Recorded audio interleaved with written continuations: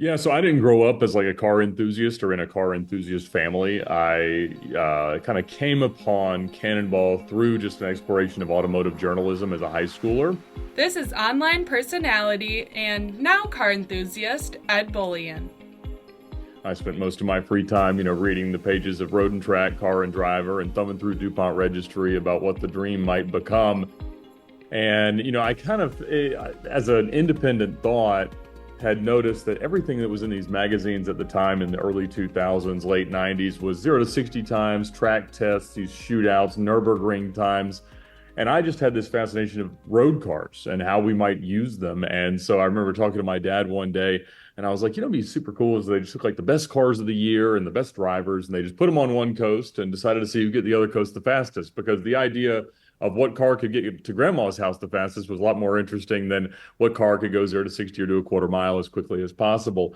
And he goes, oh yeah, Cannonball, that kind of sounds like you. And I didn't know that was a thing. And so obviously the research began there, and watching the movies and hearing about the actual races and digging into everything that could be found. And I just, became obsessed. And as a senior high school project, I actually did a research project into the career of automotive journalism and just called the front desk of Car and Driver and said, hey, can I talk to Brock Yates? And the nice lady there was like, Well, he doesn't work in our office. He works out of his home, but here's his home phone number up in Batavia, New York, and you're welcome to call him. I don't think he wanted that to be the way this went, but I did call him and we had a very cordial conversation. I asked him about the career, but most of what I asked him was about Cannonball. And ultimately, I said, look, I've been fascinated by, the book that he had just released at that point in 2001 and the movies and the history and everything. And I said, one day I want to see what it looks like in a modern context, and I want to try to break the record. But at the end of his book, he'd written that, he didn't think anything beyond the late 70s, early 80s times was really possible. He said there's twice as many cops, there's twice as many people on the road. The penalties for speeding are so much more significant that this is just not something that could be advanced. And he'd always talked about the 30-hour wall. And that really kind of governed my thinking about it, about what was possible for the next decade or so of my life. Welcome to the Cannonball podcast. No one has claimed a time between 2007 and 2013 of any real consequence. Alex Roy and Dave Maher's 2006 record faced no serious challengers at first. In fact, for years, almost nothing happened. And so Alex Roy, who held the record before me along with Dave Maher, had always said that he thought like 4 or 5 people a year tried. There's no evidence to support that. But behind the scenes, Ed Bolian began plotting his own run. I always described it as almost like, you prepare yourself, you prepare your team, you prepare your car, you do all of these things, you get to the Red Ball Garage in Manhattan, and then you are just kind of earn the right to pull the handle of the mythical Cannonball slot machine that reveals the outcomes of all these variables that you can't control, like weather and traffic and police activity and whether something breaks and whether the road falls apart and all the things that could very easily derail an attempt, and you just don't know. That thing that slowed you down for 5 minutes here kept you from experiencing the rest of the road 5 minutes in the future, which who knows what that had on it. And when we did it, it felt like everything really just went like as well as it possibly could, in that I didn't feel like if I tried 5 more times, I was going to go any faster. Ed Bolian may look like a buttoned-up businessman, but he's actually a daredevil. Ed Bolian says he and 2 friends drove from New York City to Los Angeles, and get this, 28 hours and 50 minutes, okay? Shattering the 2006 record of 31 hours and 4 minutes. In 2013, Ed Bolian broke the Cannonball run record with co-driver Dave Black and spotter Dan Huang. For me, the coolest thing about Cannonball wasn't the achievement. It wasn't getting to go fast. It wasn't ending up with a cool car that I'm going to have to keep it either in my garage or a museum for the rest of time. It was really finding the right challenge for the parts of myself that I wanted to prove: the ability to problem solve, the ability to recruit a team, the ability to build, the ability to try, the ability to manage risk. And I think that will be consistent across the people that pursue anything crazy, is that, we find some way to implant the thought that it's not as crazy as our family and our friends and everybody else seems to think that it is. And I think that the privilege of pulling into the Portofino at a record pace wasn't holding the record. It was proving that I was the kind of person that when I was reading those magazines growing up, that I was dreaming about the challenges and the cars and the drives, that I became the kind of person that was able to do that. Ed not only broke the record, but his run began a domino effect that would grow the Cannonball Run community as a whole. Some friends and I started an app called VinWiki back in 2016. The idea being that it was going to be like a crowdsourced version of Carfax, or a social vehicle history reporting platform. And that thought being that everybody can pour information into the story or the history of any car by its VIN or by its license plate. And we'd seen some precedent that, cars that won races or cars that were owned by celebrities or things had more value when they'd show up at auction or things like that. So it did feel like a great way to do that. That being said, when you start a technology company or an app, you think you're just going to tap that first domino and a butterfly is going to flap its wings in Kansas and everybody's going to download it and tell their friends and you're going to be the next Mark Zuckerberg. It does not work that way. VinWiki's app set out to give people the crucial details about a vehicle that they couldn't find anywhere else. Although a smart idea, it didn't catch on right away, so the platform expanded in new directions. We kind of about a year in reached this point where the app was not growing the way that we wanted it to, and we were kind of at this crossroads of like, do we shelve this idea, or do we look at turning it into something else, or do we make that one last ditch effort to grow it? So I got a bunch of pizza and beer and called a bunch of friends and had them come over to my warehouse, and we just started telling our best car stories as kind of an advertisement for VinWiki. Like, VinWiki is about cars and stories and connecting them and people and all this stuff. We ended up releasing it on the VinWiki YouTube channel, and that grew a lot.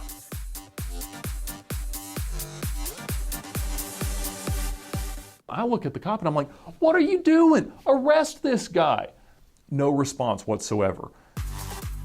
Most people would, make a logical deduction to say Ed Bolian has fame and notoriety on the internet because of Cannonball. And as much as I would like that to be true, and the idea that you just pull into the Portofino and suddenly open your phone and you've got 1 million new followers, it doesn't work that way. Back in 2017, we started releasing content. No one cared at all. Cannonball content performed quite poorly. And that didn't matter to me because I like the stuff. So I would shove it down their throats as often as I could justify. Sometimes once a week, there'd be a new Cannonball story. And they did not perform well for a long, long time. We finally got to the point where it was something that was kind of anticipated, but it wasn't really until the record that beat my record became a story on VinWiki that we really saw like these huge view counts of Cannonball stuff on VinWiki. I first learned about the Cannonball from the movie, and I found out that this movie was actually based on a real race that Brock Yates had held in the 70s. And once I found out about that, like, it just became like my underlying life mission was to drive fast, I guess, skirt the law. This is Arne Toman. His website describes him as the owner and driver of the world's fastest hearse, movie car collector, and oddball vehicle aficionado. I like situational awareness. I'm always watching where the police are, kind of thing, skirt the law a little bit. But then, I never thought I'd get to do a Cannonball ever because it wasn't happening, right? There were no races, or at least it wasn't publicly known about. And then, Alex Roy stepped on the scene in the mid 2000s and kind of like became the pioneer of modern cannonballing. He wrote a book and he was talking a lot about it. So I was just like following anything I could possibly find about Alex and his run. And then Ed Bolian made his run. And I was so excited because I'm like, maybe there's going to be a movie. And I was excited because there's going to be more information. But I was also like, man, how is anyone ever going to beat 28 hours and 50 minutes? But I got my chance to kind of enter the community when I did the 2904, which is a cheap car cannonball that was held in 2015. The 2904 is a budget-friendly cannonball with a total budget limit of $2,904 for the vehicle, fuel, food, tolls, repairs, and tickets. It's one of the offshoot races that still keeps Yates's cannonball spirit alive today. You had to apply to get in. I got in, and I was super excited to be able to race against these guys. But the 2904 was kind of a lark. It was sort of more about costumes and just silly cars and just doing it to do it. No one really had taken it seriously until 2015. And I'm like, well, I'm gonna like dissect the rules and make the best possible car I can. I built a Ford Crown Victoria, former police car, former taxi cab, into sort of like a fake police car. I'm like, man, I'm gonna go set a really good time. I'm gonna go win this event. But also that year, Ed Bolian was running, Dave Black, his co-driver, was running a car. There was a bunch of like really fast cars. And I did pretty well. I came in third. I was only beat by Dave Black and Ed Bolian ultimately. And after the run, they're like, hey, we weren't expecting your, kind of junky car to do that well. Like, wow, you're like pretty serious about this. Like, we have an underground group called Cannonballers on Facebook. Like, we'd like to let you join. And I was like, oh my gosh, I'm in. I actually started a private Facebook group, and I just started saying, hey, I'm going to put you in here. So if you all ask a question, I can at least just say, hey, it's just scroll down. It's already in there. And I put Alex Roy in there, and Brock Yates Jr. and John Harrison and some of these other people that were real figureheads of the Cannonball world, which was at the time a very undeveloped thing. The Cannonball community expanded through avenues like the Facebook group, VinWiki car stories, and offshoot events like the 2904. This brought founder of Switch Cars and host of the Switchcast podcast, Doug Tabbutt, into the mix. So I first heard about it because of Brock Yates' book. So I think like everybody in my generation, we knew about it because of those who have gone before. And probably in high school, I read the book, and then I got very interested in, I guess, endurance driving, speed competitions, the cat and mouse game of trying to drive swiftly and safely and not get caught. And always said, okay, I'm going to do this someday, but never really had a plan. And then Ed broke the record in 2013, and that kind of both motivated me and discouraged me, as I think it did a lot of people, because he was the first one to go sub 30 hours. So it just raised the bar that much more. And in 2017, I got involved with a group called the C2C Express, which is people trying to keep alive the spirit of the original Cannonball by doing races, but not all out races. So they would limit it to cars of the era of the 70s Cannonball run, so pre-1980, or they limit the horsepower, or they limit the budget, or all three.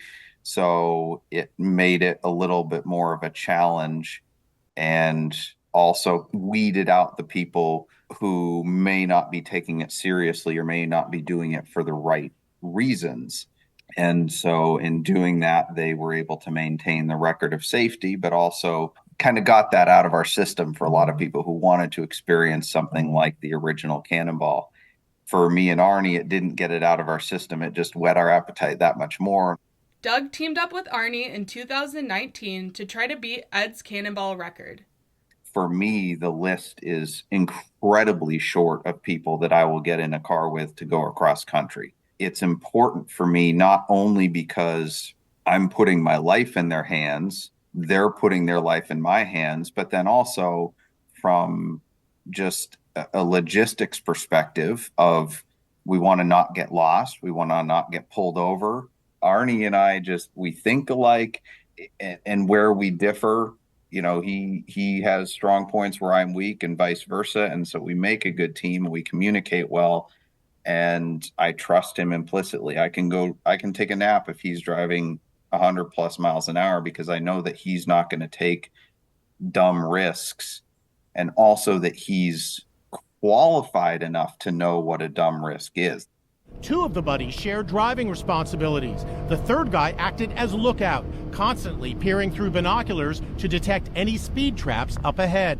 Remarkably, they were never pulled over, not even once. The rest is kind of history. Arne and I joined forces and set the record in 2019 with his E63. With a top speed of 193 miles per hour and an average of 103 for more than a day, drivers Arne Toman and Doug Tabbutt, along with spotter Berkeley Chadwick, are the new Cannonball Run record holders. Arne and Doug broke Ed's record with a time of 27 hours and 25 minutes. So we'd broken the record in November of 2019, and we released that story in it was early December. And it was a big deal. It went, I don't know if it was a slow news week or what, but I had, I did Inside Edition. CBS This Morning was chasing me down for an interview. Like, it was everywhere. But it's like for a week, all you heard about was this Cannonball record getting broken because nobody thought that 2850 was going to be beaten. And it took a lot of planning and testing and everything. And it was, there's no ticker tape parade or anything. When you get to the Portofino, it's just you and the sign, really. But for me, like the 27, 25 and 2019 was like reaching a lifelong goal. But for me, like reaching a goal is almost like, it's not about reaching the goal, it's the journey. So it felt like the day after, I felt like what next? Like I really enjoyed doing that, but like it doesn't make sense to do it again. We just broke the record. I was kind of like sad that it was over. The feeling you get when you accomplish something that's been a lifetime goal and that has taken so much work to get there, something that can't be duplicated or replaced. It was absolutely the culmination of a lifelong dream and an incredible accomplishment to us. And that moment can never be, we could break the record 10 more times and it can never be duplicated. But Arne and Doug's Cannonball story was not over just yet. In January of 2020, we'd all gotten together in Gulf Shores, Alabama for kind of like a Cannonball reunion. Just everybody that was in the community showed up, and our buddy had some condos there. And we had this great weekend just hanging out. At this event, basically someone said like, hey, I'm going to be making a run on April 4th, 2020. But one of the teams had a diesel Volkswagen Passat. And they're like, we're going to try to go out and break the diesel record. They said, would you come and scout your home state of Illinois for us? Just, when you scout for somebody, you just run a few miles ahead of them and, alert them of police. And you're also kind of like running blocker too, because, if you got caught by the police, obviously it would be me getting caught, not the guys making the run. So I'm like, sure, just let me know when you're going to be there. And then COVID happened, like during the midst of all this. Good morning, everyone. Selena Pompiani here. Things are different right now. Everything is different with quarantine restrictions in place around the world. And with kids not going to school and mostly everybody working from home, traffic is non-existent. But these guys were still going to run. I'm like, all right, well, I'll still scout for you. So on April 4th, 2020, I took the Currents Cannonball record silver passenger car, my Mercedes E63 AMG, and I ran them across the whole state of Illinois in the middle of the night. And I remember thinking to myself, I'm going to pull over on the side of the road, this nice well-lit shoulder where it's nice and safe. I'm going to get a video of these guys passing by. It'd be something that they would really appreciate. I know I would appreciate that. So I found this well-lit shoulder, very safe, turned on my hazards, pulled over. They're about 2 miles behind me. I get out of my car and I'm walking to the front of my car with my camera. I turn around to see a semi-truck coming at me about 40, 45 miles per hour, just ever so slightly veering off the road. The guy had fallen asleep. I had only time to jump out of the way. He crashed into the car. My car went sailing down I-80. The truck ended up in a ditch. I barely got away with my life. And so my car got totaled. I got the car out of the way for the guys coming. They were on binoculars. They see all this smoke and all this calamity, so they slow down. And I'm just clearing the road, and I'm just waving them by like, everything's fine. Just go, go, go. So they go. So now my record car has been destroyed. Unfortunately, that wasn't it. I was pretty heartbroken about that. I'm like, man, how am I going to rebuild this thing? This car means so much to me. And then to add insult to injury, 12 hours later, some random team had decided to go out because there was no traffic on the road, and they broke our record. So in a matter of 12 hours, not only did I not have my record car, I no longer had a record.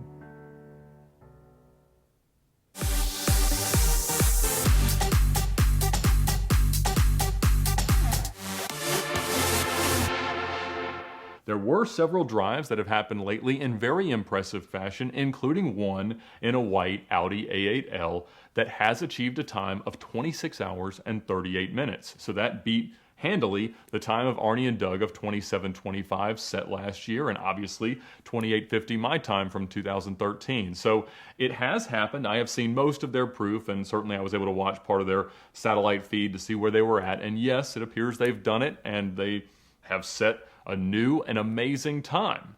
Getting back the record was more a sense of proving something, like, okay, well, you guys did it during COVID, you had an advantage, big whoop, we can do that too, and we're still the best cannonballers, or we're still the fastest. That was just proving something. I'm very competitive, and maybe sometimes I don't know when to quit, but I just figure that God has a plan, and you can't steer a parked car. That's what I say. So I'll just start, I'm like, well, I'm going to build this car and just see how it goes. Like, if it's meant to be, it's meant to be. Like, God will make a way. That's what I say. So I'm like, well, I'm going to try, and if we're able to pull this off, then great. And if not, then, we tried it, and it just wasn't in the cards. But, I'm not one to give up. It's good they didn't, because Arne and Doug set another Cannonball record with an insane time of 25 hours and 39 minutes in May of 2020. That's an average speed of 112 miles per hour. They did it in a 2016 Audi S6, modified to look like a Ford Taurus police car. This car was lovingly nicknamed the Fraudy. Their record still stands today. While it was done under special circumstances, the car was quite a bit slower than my Mercedes. So I think if I would have had my Mercedes out at the same time, we would have broken the 24-hour barrier. Like, it's that much faster. So I think there is some meat on the bone. If it gets beat, it won't be by a lot. But overall, I think that people seem to be driving faster since COVID. Brock Yates could not imagine a sub 30-hour run, let alone 25 hours and 39 minutes. It is debated if the record will ever be broken, or if it's even safe to try. Once again, it's seemingly impossible, yet the Cannonball Run community is growing more than ever. It's been great, because when I got into it in 2015, there really wasn't much of community. And Ed Bolian from VinWiki has done a great job of putting this community together for, people that are interested in this very obscure thing. So when I was pursuing it, 10 to 20 years ago, being the lead up in the execution of our record, it was just for the record, really. Like, nobody cared if you drove a U-Haul truck across the country. It wasn't that big of a deal.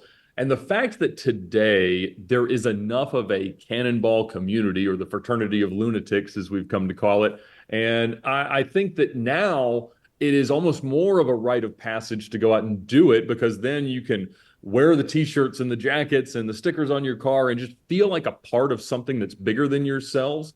And for a lot of us that are aging in life, we don't have as many opportunities to suddenly come into an all-new friend group of people that are just as crazy as us, and we'll have the conversations that everybody else that we do our regular day-to-day lives with are sick of hearing about. And so seeing that become much more not about a record, just about going out there, having a good time, being safe, celebrating the history, and learning about it all, to me has been super cool. And I'm so happy to see the community becoming what it has been. And I think that, if I had any contribution to the world of Cannonball, apart from immortalizing some of the stories, I hope it was fostering the growth of that community and the meaningfulness that it can have to build these friendships and to be a part of, whatever the group is.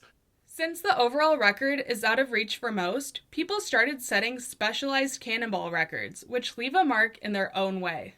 And we've seen so many different claims. We've got Southern Route record, coast to coast to coast record, diesel record, three-wheel record, motorcycle record, all these different things. And, in some ways it kind of dilutes it, but much, much more significantly and much more impressively is it's let so many other people attach themselves to a meaningful way to this 50-plus-year-old pursuit. I mean, we've now got almost 350 times on a spreadsheet of people that have tried this thing. So the idea of being able to immortalize Cannonball, especially more modern Cannonball, through the VinWiki YouTube channel was something that I really, really did care about. I did not intend to be the keeper of all records or the governor of anything and like this, and nor did Brock. And so what happened was, as the world shut down in 2020 and the records were falling every week, even me, I had a very hard time remembering like who ran this time, who did this, what that means, what it could be construed as, what record could be claimed. And so I just kind of started putting this all together. And actually, a guy named Greg Leday, who had claimed a time 10 years ago, had mentioned to me at one time that he wanted to put, so there were we already had a very, very rudimentary and very outdated version of that. And so we took that and then built on it. And then a guy named Mason Dibley, who's been a huge help, kind of took it to the moon and back along with Jay Roberts. And they've put in hundreds of additional times, but which to me has been really, really fun to watch it develop and see kind of where you stand. There are currently 376 times and counting on the unofficial Cannonball spreadsheet. They range from Doug and Arnie's first place record to last place drivers Lester Whitman and Eugene Hammond with a total of 72 days in 1903. Because coast-to-coast runs have happened in the United States for over 100 years. But more on that next time. So to me, it's still kind of like a fan moment where I consider myself so blessed and lucky that I did this, and that was part of the accomplishment, and that was part of the excitement of doing it. It's a matter of like setting out to do something difficult that not everybody can do, and proving to yourself that that you can do it. So it's really about like personal achievement and reaching goals. And like the Cannonball is just like the holy grail of crazy challenges that I've set for myself.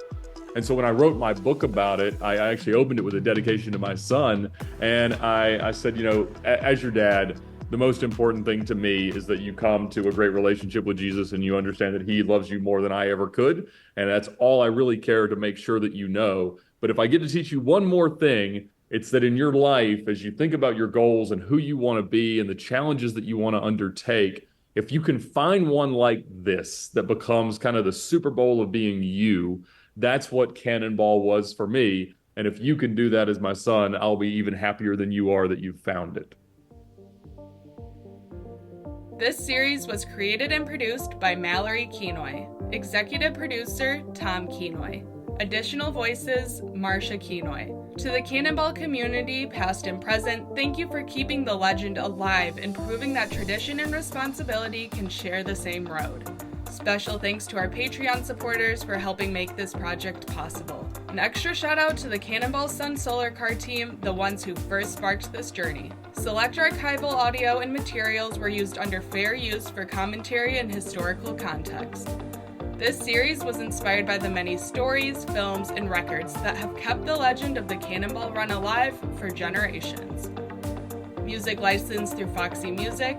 Additional production support from Walter Garrity and Jay Roberts. Thanks for listening. You can find us at the Cannonball Pod on Instagram, Facebook, YouTube, or wherever you get your podcasts. Follow, like, and subscribe for more.